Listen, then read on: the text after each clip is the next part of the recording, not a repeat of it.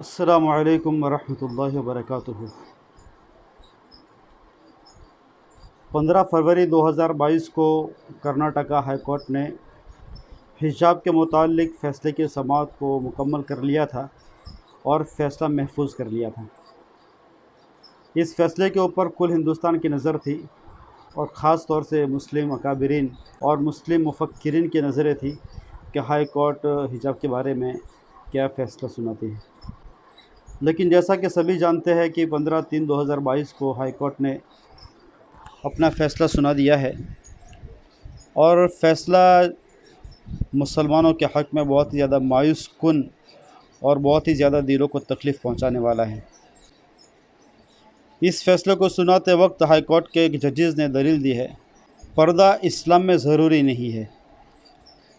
پتہ نہیں انہوں نے کہاں سے یہ دلیل کو پکڑا، کہاں سے استدلال کیا، حالانکہ قرآن کریم کی صریح آیت کے اندر اس بات کا تذکرہ ہے کہ مسلمان عورتیں وہ پردہ کریں۔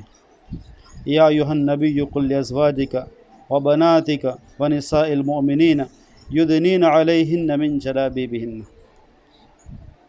تو یہ صریح آیت ہے جس کے اندر سروں کے اوپر موٹی چادر اور موٹی اوڑھنی ڈالنے کا حکم ہے۔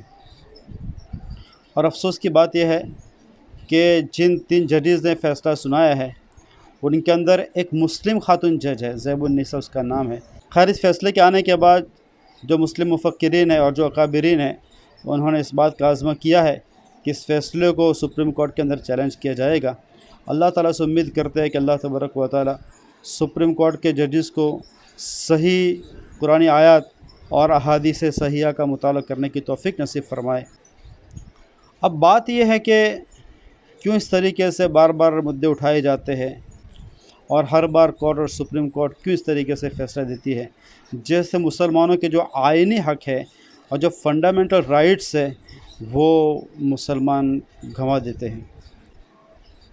اس کی بڑی وجہ ایک یہ ہے، قرآن کریم کا ایک قانون ہے، لَإِن شَكَرْتُمْ لَأَزِيدَنَّكُمْ وَلَإِن كَفَرْتُمْ إِنَّ عَذَابِي لَشَدِيدٌ۔ قرآن کریم کا ایک قانون اللہ نے بیان فرمایا کہ اللہ تعالیٰ کی نعمتوں کا جو شکریہ ادا کرے گا اللہ تبارک و تعالیٰ اس میں اضافہ کرے گا، اور جو ان کی ناقدری کرے گا تو سن لو اللہ تعالیٰ کا عذاب بہت سخت ہے۔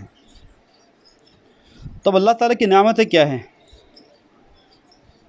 ہم خالی کھانا پینا اور مکان گاڑی انہی چیزوں کو ہم اللہ کی نعمتیں سمجھتے ہیں، حالانکہ آپ زمین کے اوپر کسی ملک کے اندر کھلے عام بغیر پابندی کے اپنے مذہبی احکامات کے اوپر عمل کر سکتے ہیں، یہ بھی اللہ تبارک و تعالیٰ کی بہت بڑی نعمت ہے۔ اور ہمارا ملک ہندوستان بہت خوبصورت ملک ہے، بہت اچھا ملک ہے، اس کے اندر ہمیں یہی پوری آزادی میسر تھی۔ حالانکہ بعض مسلم ممالک ایسے ہیں کہ جہاں پر بعض چیزوں کی آزادی نہیں ہے، لیکن ہمارا ہندوستان ہے، یہاں پر ہر طرح کی آزادی تھی۔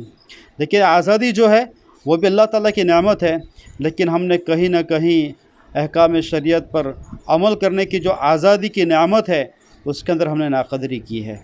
اسی وجہ سے کبھی طلاق کے مدعے اٹھائے جاتے ہیں، کبھی مساجد کے اوپر مدعے اٹھائے جاتے ہیں، کبھی اذان پر آوازیں اٹھائی جاتی ہے، کبھی نماز پر آوازیں اٹھائی جاتی ہے، اور پردے کو قانونی طور پر ہٹانے کی کوششیں کی جا رہی ہیں۔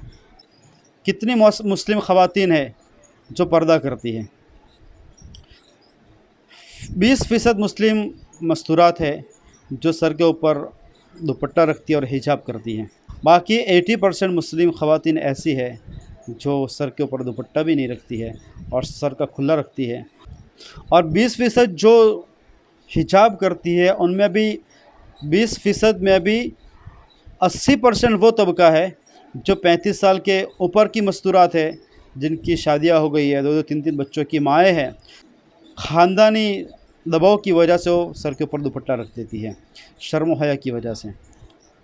لیکن جو مستورات کا اصل طبقہ ہے، 15 سال سے 25 سال یا 15 سال سے 30 سال کی جو لڑکیاں ہیں، کہ ان میں تو 99% لڑکیاں ایسی ہے جو سر کے اوپر دوپٹہ ہیں۔ کالجین کا تو پوچھنا ہی کیا، جو کالجز میں جاتی ہے، بلکہ بسا اوقات تو ایسا ہوتا ہے کہ کالج کرنے کے بعد پھر کسی नर्सरी और जूनियर की उनको नौकरी मिल जाती है तो इस्लामी लिबास भी छोड़ देती है, साड़ियाँ पहन लेती है, सर तो खोलती है और साथ में पेट और पीठ भी खोल देती है।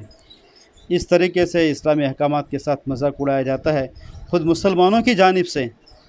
तो बताइए फिर गैर इसके ऊपर हमले नहीं करेंगे तो क्या करेंगे? ये अल्लाह ताला की नेमतें हैं जो हम आज़ादाना तौर पर अपने अहकामात पर अमल करते हैं, मजहबी शायर पर अमल करते हैं, लेकिन उसकी नाक़दरी हो रही है जिसकी वजह से अल्लाह तबारक व तआला आहिस्ता आहिस्ता हमारे पास से नेमतें छीनता जा रहा है।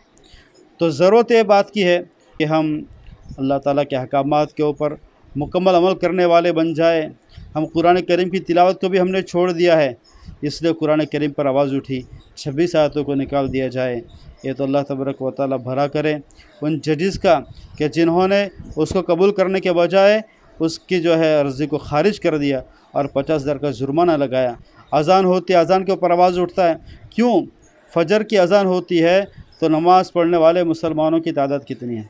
2% मुसलमान ऐसे हैं हिंदुस्तान में जो फ़जर की नमाज़ में पहुँचते हैं, बल्कि 2% से भी कम है जो फ़जर की जमात में पहुँचते हैं और फ़जर के लिए उठते हैं। 98% मुसलमान बिस्तरों में सोए रहते हैं। तो फिर उस अज़ान के ऊपर आवाज़ नहीं उठेगी तो क्या होगा? इतनी बड़ी नाक़दरी के ऊपर अल्लाह नेमत को छीनेगा या नहीं छीनेगा?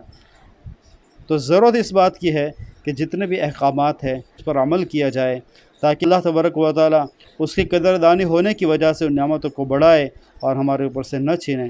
खैर ये फ़ैसला अब सुप्रीम कोर्ट में इंशाल्लाह चैलेंज किया जाएगा। अल्लाह ताला से उम्मीद है कि इंशाल्लाह वहाँ से बेहतरीन फ़ैसला हमारे हक़ में आएगा। व आखिरु दावाना अनिल हम्दुलिल्लाह।